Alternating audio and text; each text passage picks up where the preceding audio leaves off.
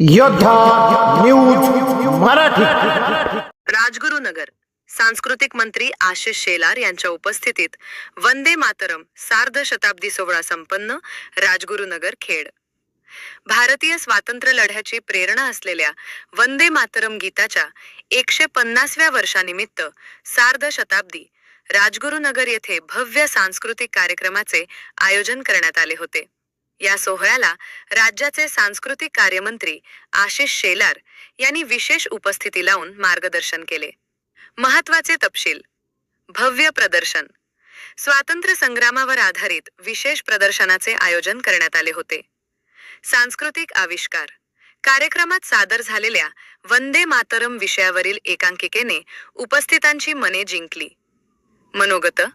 सांस्कृतिक मंत्री आशिष शेलार आणि आमदार बाबाजी काळे यांनी या ऐतिहासिक सोहळ्याचे महत्त्व विशद करत आपले विचार मांडले. राजगुरुनगर परिसरातील नागरिकांनी या देशप्रेमपर सोहळ्याला मोठी गर्दी केली होती.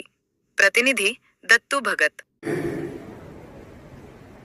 या परिसरामध्ये गेल्यानंतर डोळ्यासमोर ते चित्र येतं की या भागामधल्या तरुणाईची ताकद काय होती. महाराष्ट्रामधल्या मातीमध्ये ही ताकद अशी आहे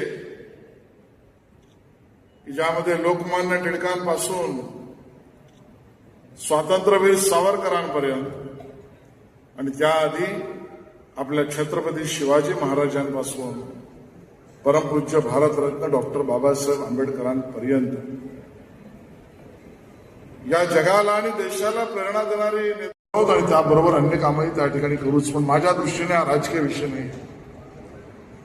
ही भूमीच आम्हाला प्रेरणादायी भूमी आहे. ही पावन भूमी आहे.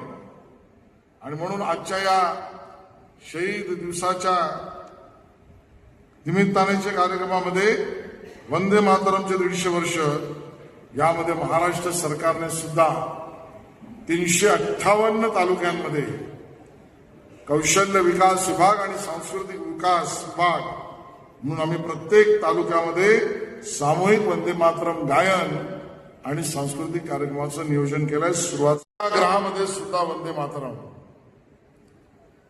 शब्द त्यावेळेच्या ब्रिटिशांना सुरुवातीला असं वाटलंय गीत आहे, कविता आहे. टागोरांनी त्याला चाल दिली. बंकिमचंद्राने ते लिहिलं. आनंदमठचा भाग आहे. पण ते तेवढ्यावर सीमित राहिलं नाही.